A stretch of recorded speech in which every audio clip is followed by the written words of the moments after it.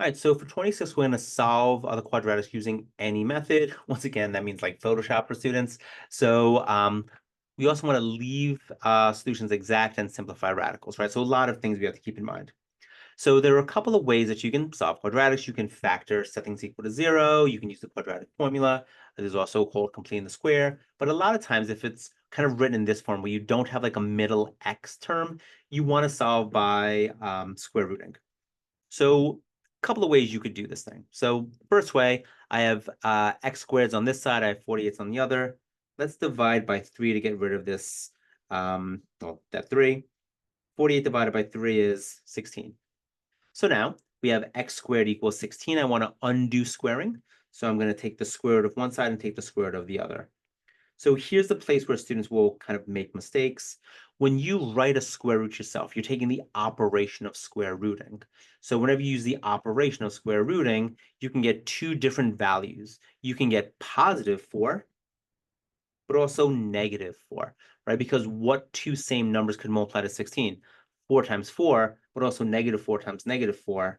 So in this case, positive -4 would both be your solutions. So there's another way that you could have done this question if you were really being fancy.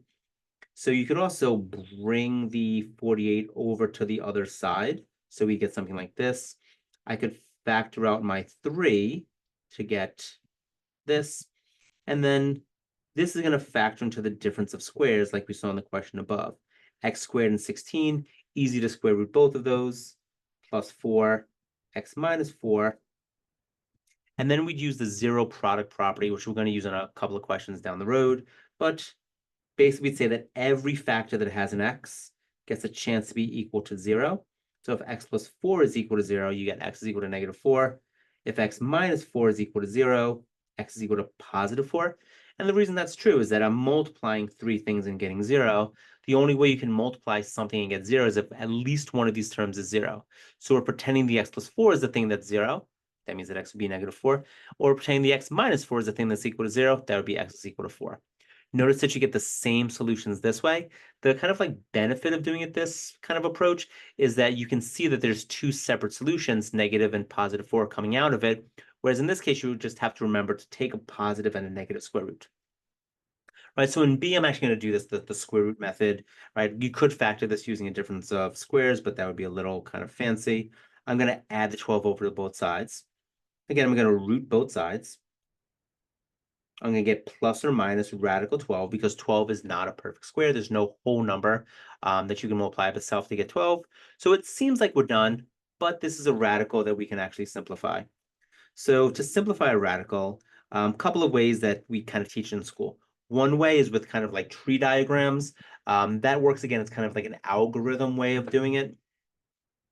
Another way is to think, well, I want to break this 12 up into two numbers. I'm actually going to do it this way first. I want to break this 12 up into two numbers, one of which I can take the square root of. So what factors of 12 are a perfect square? So if you think about the factors of 12, it's 1, 12, and 4, 3. The only perfect square is 4. So I could think of this 12 as just 4 times 3, right? I'm just rewriting 12 in a different way. So now, since I'm multiplying these two values under my square root, I can distribute my square root over multiplication, square root of 4, square root of 3. Can't do anything with the square root of 3, but I can take the square root of 4 to get 2. So our solution here would be x equals plus or minus 2 square root of 3. So question C. So notice that because we have this middle x term, we can't use that square root method. We can't use the difference of squares. So here we want to try to factor this directly. You generally want to try to factor directly before breaking out like a quadratic formula or more advanced methods. All right, so I want to think to myself, do I know any two numbers that multiply to -36 that add up to -9? Since the 36 is negative, I'm going to have an x plus and an x minus. Only way I can get a -36 is if the numbers that I multiply have opposite signs.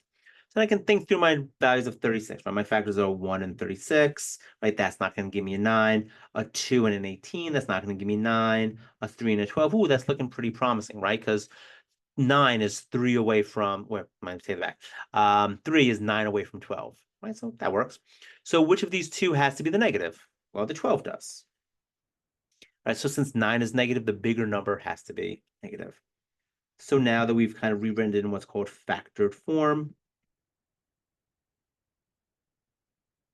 now we use the zero product property. We pretend that x plus 3 is equal to 0, or we pretend that x minus 12 is equal to 0, and solve both. I would subtract 3 to get negative 3, or I would add 12 to get 12. So those are the two solutions there. And then if we look at 8, so a couple of ways that we could do this one, right? You could do this using the split the middle method. I'll do it that way because, again, I think that's the norm in schools nowadays. But if you can factor directly, that would probably make this question a little bit quicker to do.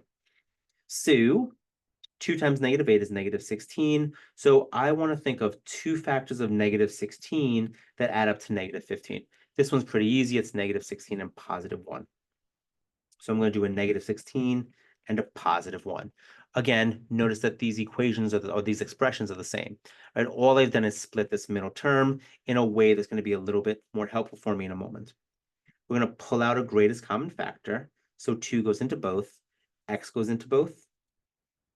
2x squared divided by 2x, well, the 2's cancel. X squared over x is going to give me an x. Negative 16x divided by 2x is going to give me a negative 8. This x minus 8 has to appear over here. And notice that it does, right? I have an x minus 8. But we do want to have something factored out. What could I multiply x minus 8 by to get to x minus 8? 1. So that's one of these kind of like tricky things that pops up when you do like factoring by grouping. Sometimes there's a 1 that's a little easy to just lose. So now x minus 8 is my greatest common factor. Going to pull that out. What's left over? 2x plus 1. That's my other factor. So x minus 8 equals 0. X is 8. 2x plus 1 is equal to 0. Be careful, right? Don't just jump to negative 1. Don't be lazy and just think it's always the opposite of what's in there. You have to solve for x, right? That's how you find the solution. So I'm going to subtract 1 from both sides. Divide both sides by 2. So x equals negative 1/2, and x is equal to 8. Those would be the two solutions here.